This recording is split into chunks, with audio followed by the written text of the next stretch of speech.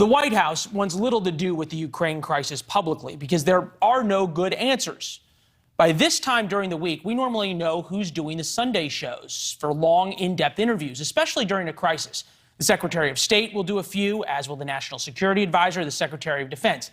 It's 7 p.m. on Friday in Washington. The president is in Delaware, and as of now, Antony Blinken is the only principal doing the Sunday shows, and he's only doing 2. Joining us now, Niall, Stanage, White House columnist for The Hill, our sister company. Niall, is there a sort of reasoning behind the White House that they don't want big names associated over and over with this story and facing real long-term interviews? I respectfully disagree about the fact that they're worried about association. I think that they believe their message is clear on this. I think they believe that they have laid out a plan which is pertaining to sanctions. They are adamant that there can't be American troops on the ground. They know sanctions are going to take a while to work, and frankly, Kyiv might fall in the meantime. But I don't think it's a lack of wanting to be associated. I think they know what their position is, and they're happy for Republicans to have their own squabbles on a domestic policy level about it. Yeah, and pop the popcorn in terms of the Republicans on that side. It's a very good point. YouGov poll this week, just 41% of President Biden handling Russia and Ukraine. This is after the State of the Union when he had a really great performance for the first 10 minutes. Does the White House view that as a problem in messaging or a problem in policy, or they just believe that the American people don't get it? I think it's a problem of substance, really. I mean, this is a very difficult problem if you take the view that the United States can't get directly involved militarily. Putin knows that. He knows how clear-cut Biden has been about that. And obviously, he has gone in to Ukraine believing that he can withstand the sanctions. By its nature, that is a difficult political issue. You put on top of that Republicans and conservatives who believe that President Biden is weak generally. You put on top of that the polarization that you and I have spoken about before, and I think you end up with polling numbers like the ones you just cited.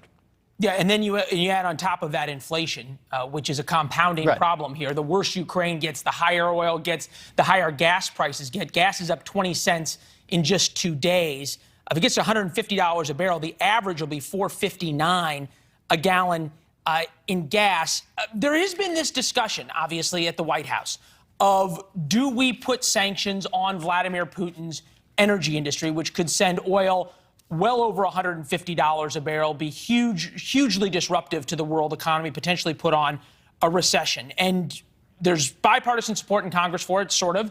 There's real pushback from the administration. Do they have a red line laid out that they say, if Vladimir Putin does this, start looking for us sanctioning Putin's energy industry?